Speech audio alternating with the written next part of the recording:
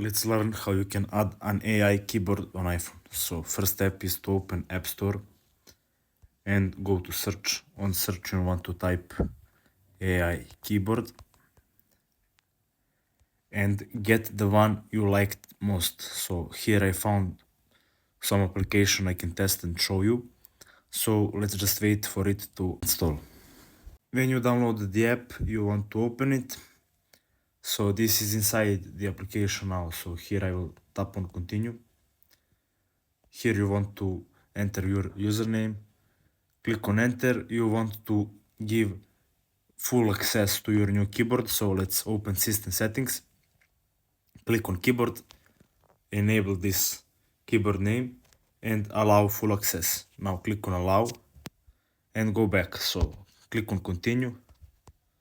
Continue again and you have added the keyboard. Here you can test it. As you can see here, you can continue the text.